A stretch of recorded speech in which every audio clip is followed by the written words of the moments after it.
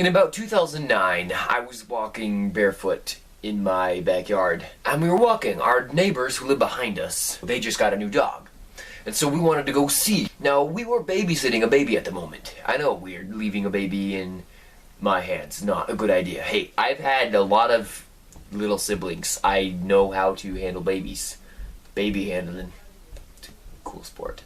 You know, everyone's yelling about the new dog. Hey, look at the new doggy, he's so cute, I just want to eat him. I'm here like, alright, I'm last in line, you know, pushing the stroller with the baby in it. And then I remember stepping on something squishy. It felt like muscle. Like my squishy muscle. And all I remember doing was looking down and seeing this little snake.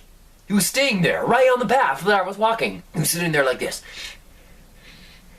Hi, I got you. And I'm over here like...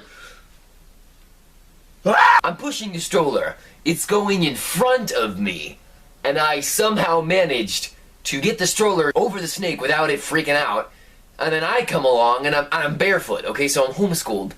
Homeschooled people are always... That's not a true statement. The stroller passed the snake and he's like... Hey, what's going on? What? Well, so then I must have stepped on him. It was probably like this. Here's my foot. He was probably like... Is that a foot I smell on my face? The snake's reaction was to be like, oh, there's a foot on my face. I'm gonna chomp it. I cut it with my fangs. So this was all happening before I looked down. By the time I had looked down, the snake was sitting there like... He could have been smiling. He was like angry smiling. He was like... But I looked down and I see a snake with its mouth open, and I was like... I knew what kind of snake it was. It was a copperhead snake. It's the type of snake that is poisonous. And I start flopping around on the ground. When I was younger and in pain, I would kick my foot. It was one of my little quirks. If I was in pain, like, owie, owie, my thumb hurts. I got bit on my right foot, and I was shaking my right foot. So all the poison that was in there was like, oh, it's time to mamba. And it like mamba'd up my leg, made it all poisoned. Venomed? They mamba venomed up my leg and basically made everything worse. And I shouldn't have done that. The doctor later was like, the heck? My mom said, oh, get inside, run in, guy, just stop shaking and get inside. And I was over there like, so like a fish out of water, I kind of flopped my way over to the house. I bet this would have been a great sight to get on a GoPro.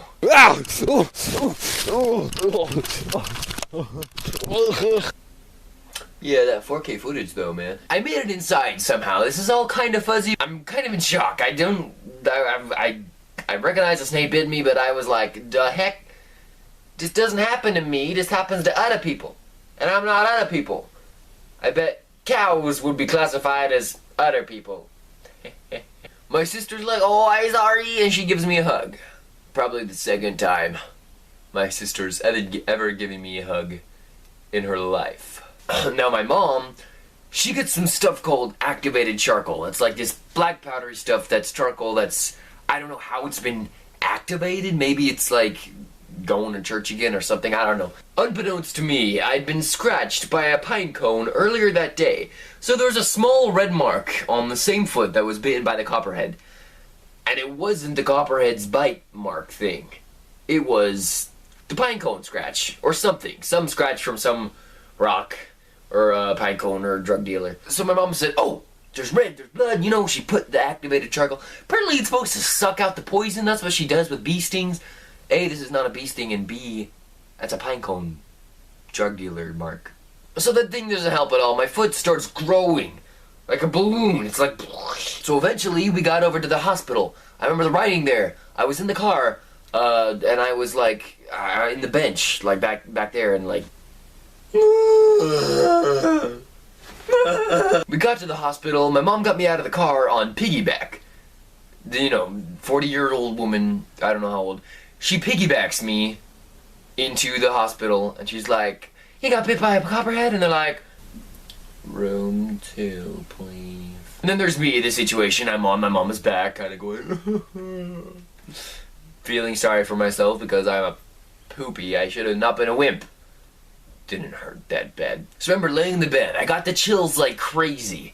I was freezing cold because, I don't know. The bed had a metal frame. I'm sitting shaking. The whole bed is wobbling because I'm shaking so much. This isn't my foot at this point. This is my body. So then what happened, they didn't have the proper machine or medicine at this hospital.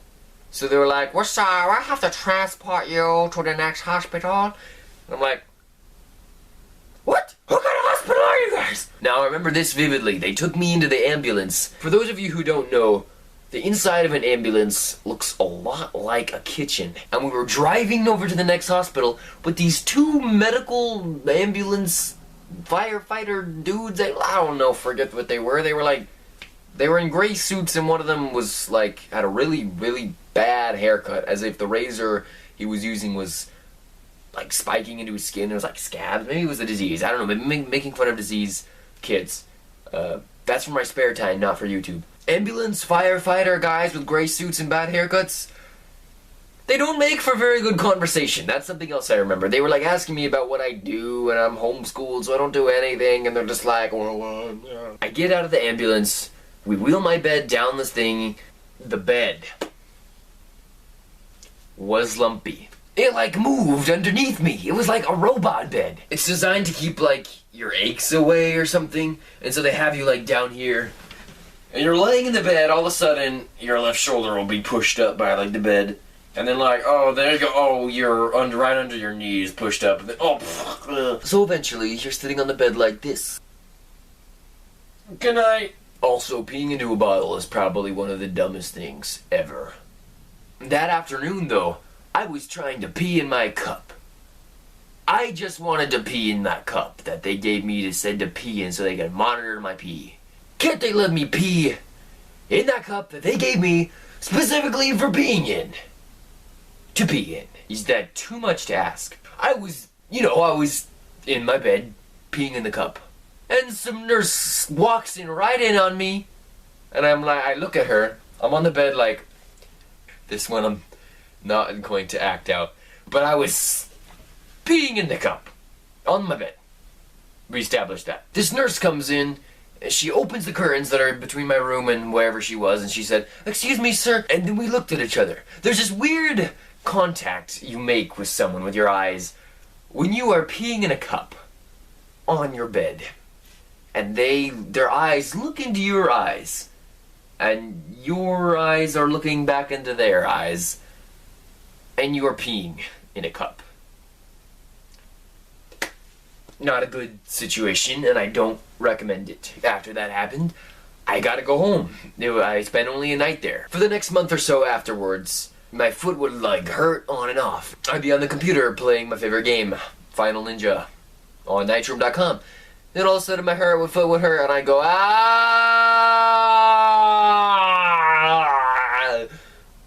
And it would stop. And then, ah! And it would stop. But then, I was on crutches. People would ask, what happened? And I was like, well, I got in a battle with a 20-foot-long anaconda. It was rough, man. I managed to kill it. But not before it took a slice out of my foot. And that's why I'm wearing this boot and using these crutches. I'll be here till Thursday. So, as fun as that, ouch. That's pretty much it. That's pretty much the highlight of my life. Well, low light of my life. That's pretty much my life.